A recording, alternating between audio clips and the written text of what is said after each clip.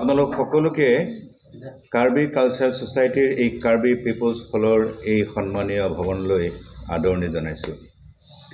ইতিমধ্যে অসমৰ ৰাইজ অৱগত হৈছে যে অসমৰ সকলো জনজাতিক লৈ এক উমৈহতীয়া সাংস্কৃতিক মহাসভা গঠন কৰা হৈছে আৰু অসম জনজাতি সাংস্কৃতিক মহাসভা নামেৰে গঠিত এই সাংস্কৃতিক মহাসভাই কাৰ্বি কালচাৰেল সোসাইটিৰ সহযোগত আৰু কাৰ্বি আংলং স্বায়ত্তশাসিত পৰিষদৰ সৌজন্যত আমি প্ৰথমবাৰৰ কাৰণে তাৰালাংচুৰ এই সাংস্কৃতিক প্ৰকল্পৰ চৌহদত এখনি জনজাতি সাংস্কৃতিক সমাৰোহৰ আয়োজন কৰিছোঁ। কাইলৈ অৰ্থাৎ 13 ডিচেম্বৰ তাৰিখৰ পৰা 15 ডিচেম্বৰ তাৰিখলৈকে তিনিদিনীয়াকৈ এই জনজাতি সাংস্কৃতিক সমাৰোহ আমাৰ উদযাপন হ'ব। ইয়াৰ কাৰণে কাৰ্বি আংলং জিলাৰ সকলো জনজাতিক লৈ আমাৰ যিখন জিলা সমিতি গঠন কৰা হৈছে, এই জিলা সমিতিখনৰ সহযোগত অসম জনজাতি সাংস্কৃতিক মহাসভাই কাৰ্বি কালচাৰেল সোসাইটিৰ লগত কেইবাবাৰো আমি আলোচনা কৰি এই জনজাতি সাংস্কৃতিক মহাসভাক কেনেকৈ সুন্দৰকৈ আগবঢ়াব পাৰি তাৰ কাৰণে আমি ব্যৱস্থা গ্ৰহণ কৰিছোঁ। আৰু ইতিমধ্যে এই জনজাতি সাংস্কৃতিক সমাৰোহলৈ অসমৰ বিভিন্ন ঠাইৰ বিভিন্ন জিলাৰ পৰা শিল্পী দল আৰু আমাৰ প্ৰতিনিধিসকল আহিবৰ কাৰণে ইতিমধ্যে তেওঁলোকে যাত্ৰা আৰম্ভ কৰিছে। এনে এক শুভক্ষণত আমি ভাবিছোঁ যে আপোনালোক সংবাদ জগতৰ সকলোকে আমাৰ যে এই উৎসৱৰ যি বতৰা, সেই বতৰা আপোনালোকৰ সৈতে আমি বিনিময় কৰোঁ আৰু সেইকাৰণে আপোনালোকক আমি ইয়ালৈ আমন্ত্ৰণ জনাই আনিছোঁ।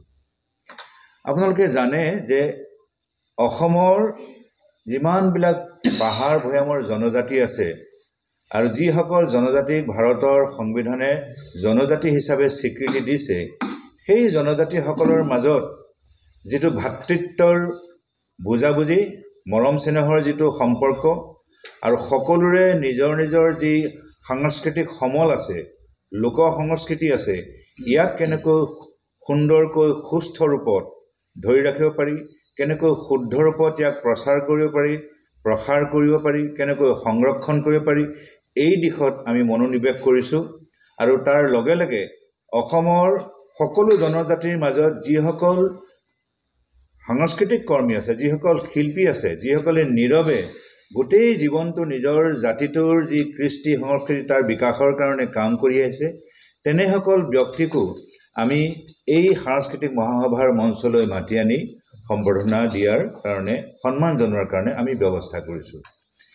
কাইলৈৰ পৰা যিখন আমাৰ ইয়াতে তিনিদিনীয়াকৈ সাংস্কৃতিক সমাৰোহ আৰম্ভ হ'ব, কাইলৈ সন্ধিয়া প্ৰতিনিধি শিবিৰ মুকলি কৰা হ'ব। প্ৰতিনিধিসকলৰ বিভিন্ন ঠাইৰ পৰা অহা প্ৰতিনিধিসকলৰ পঞ্জীয়ন আৰম্ভ হ'ব আৰু পৰহিলৈ অৰ্থাৎ 14 ডিচেম্বৰ তাৰিখে পুৱা 8 বজাত আমি সকলোৱে সমবেত হ'ম আৰু 8:30 বজাত আমাৰ যি জাতীয় গৌৰৱ ধ্বজা, অসম জনজাতি সাংস্কৃতিক মহাসভাৰ গৌৰৱ ধ্বজা যিখন পতাকা, লগতে কাৰ্বি সাংস্কৃতিক সমাজ, কাৰ্বি কালচাৰেল সোসাইটিৰ যিখন জাতীয় ধ্বজা, যিখন ফ্লেগ, এই দুইখন ফ্লেগ আমি একেলগে ৰাইজৰ উপস্থিতিত আমি উত্তোলন কৰিম। আৰু তাৰ পিছতেই আমাৰ বিভিন্ন কাৰ্যসূচী আছে। সেই কাৰ্যসূচীৰ মাজেৰে প্ৰথম উল্লেখনীয় কাৰ্যসূচী হ'ব যে যিবিলাক আমাৰ নতুন নতুন জিলা সমিতি গঠন কৰা হৈছে, এই জিলা সমিতিসকলৰ বিষয়ববীয়াসকলক লৈ আৰু লগতে অসমৰ বিভিন্ন ঠাইৰ পৰা দলসমূহৰ যিবিলাক প্ৰতিনিধি আহিছে, এই প্ৰতিনিধিসকলক লৈ কেন্দ্ৰীয় যিখন কাৰ্যনিৰ্বাহক সমিতি, সেই সমিতিখনে এখন বৰ্ধিত কাৰ্যনিৰ্বাহক সভাৰ আয়োজন কৰিছোঁ।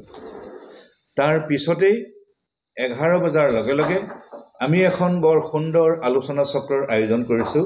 সেই আলোচনা চক্ৰৰ বিষয় হ'ল অসমৰ জনজাতিসকলৰ মাজত সাংস্কৃতিক ঐক্যৰ প্ৰয়োজনীয়তা আৰু ভৱিষ্যত কৰ্মসূচী। এই এটি গুৰুত্বপূৰ্ণ বিষয়ৰ ওপৰত আলোচনা কৰিবৰ কাৰণে আলোচক হিচাপে আমি আমন্ত্ৰণ জনাইছোঁ কাৰ্বি আংলঙৰে গৌৰৱস্বৰূপ ডক্টৰ প্ৰেমানন্দ মুছাহাৰী, যিগৰাকীয়ে ইতিমধ্যে তেখেতৰ সাহিত্য কৰ্মৰ কাৰণে সাহিত্য অকাডেমীৰ বঁটা তেওঁ লাভ কৰিছে। সেয়া আমাৰ সকলোৰে কাৰণে সাহিত্যপ্ৰেমীৰ কাৰণে গৌৰৱ। আৰু লগতে আৰু এগৰাকী আলোচক আমি আমন্ত্ৰণ কৰিছোঁ। তেখেত হ'ল বকলীয়া নিবাসী এগৰাকী স্কুলৰ প্ৰধান শিক্ষক। মই স্কুলখনৰ নামটো এই মুহূৰ্তত হঠাৎ মনলৈ অহা নাই মোৰ। চিকাৰী গেট হাইস্কুলৰ তেওঁ প্ৰধান শিক্ষক খয়া সিং হানছে ডাঙৰীয়া। খয়া সিং হানছে ডাঙৰীয়ায়ো এই বিষয়টিত আলোকপাত কৰিব। তাৰ পিছতেই আমি দুপৰীয়া 2 বজাত আমাৰ যি মূল উদ্দেশ্য জনজাতিসকলৰ যি লোককৃষ্টি লোক সংস্কৃতিৰ সমাৰোহ, সেই সমাৰোহ আমি আনুষ্ঠানিকভাৱে মুকলি কৰিম। আৰু এই সাংস্কৃতিক সমাৰোহৰ শুভ উন্মোচন কৰিব আমাৰ সকলোৰে আদৰৰ, আমাৰ সকলোৰে সন্মানৰ কাৰ্বি আংলং জিলা স্বায়ত্তশাসিত পৰিষদৰ মুখ্য কাৰ্যবাহী সদস্য ডক্টৰ তুলিৰাম ৰংহাং ডাঙৰীয়াই। আৰু এই সাংস্কৃতিক সমাৰোহ উন্মোচন কৰাৰ বিভিন্ন ঠাইৰ পৰা অহা যিসকল লোক সংস্কৃতিৰ দল আছে তেওঁলোকে লোকনৃত্যৰ ইয়াতে প্ৰদৰ্শন আৰম্ভ কৰিব। আৰু এই লোককৃষ্টিৰ সমাৰোহৰ সামৰণিৰ লগে লগে সন্ধিয়া আমি এটা অলপমান সুগম সংগীতৰ নিচিনাকৈ আমি কেৱল লোক সংস্কৃতি লোকগীতৰ মাজতে আবদ্ধ নাথাকি সন্ধিয়া সময়ত যাতে কিছু সময়ৰ কাৰণে আমি সকলোকে মনোৰঞ্জন দিব পাৰোঁ, তাৰ কাৰণে আমি সাংস্কৃতিক সন্ধিয়াৰো আয়োজন কৰিছোঁ। এয়া হ'ল 14 তাৰিখৰ কথা। 15 ডিচেম্বৰৰ পুৱা আমি ৰাতিপুৱা কিছুমান সামাজিক আমাৰ ইয়াতে কাম আমি হাতত গ্ৰহণ কৰিছোঁ। তাৰে উল্লেখনীয় কাম হ'ল যে আমি চৌহদটো আমি নিজৰ যিসকল শিল্পী আছোঁ, বিষয়ববী আছোঁ, সকলোৱে মিলি সেইদিনাখন আমি এই চৌহদটো পৰিষ্কাৰ কৰাৰ কাৰণে আমি এক চাফ চিকুণতাৰ কাৰ্যসূচী হাতত লৈছোঁ। আৰু 10 বজাৰ লগে লগে আমি দ্বিতীয় দিনাৰ যি লোককৃষ্টিৰ সমাৰোহ, সেই লোকনৃত্যৰ সমাৰোহ আমি দ্বিতীয় দিনৰ কাৰ্যসূচী আৰম্ভ কৰিম 15 তাৰিখে পুৱা 10 বজাত। এই অনুষ্ঠান চলি থাকিব। আৰু দুপৰীয়া 2 বজাত আমাৰ যি এই সাংস্কৃতিক সমাৰোহৰ মুকলি সভা হ'ব, এই মুকলি সভাৰ কাৰণে ইতিমধ্যে আমি অসমৰ বিভিন্ন ঠাইৰ বিভিন্ন জনজাতিৰ যিসকল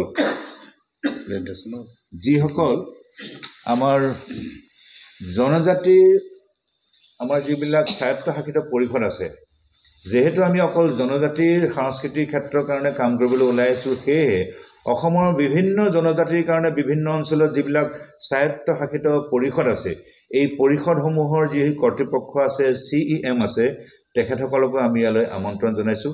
আৰু এই মুকলি সভাখন আনুষ্ঠানিকভাৱে শুভ উদ্বোধন কৰিব মুখ্য অতিথিৰূপে ডক্টৰ তুলিৰাম ৰংহাং ডাঙৰীয়াই।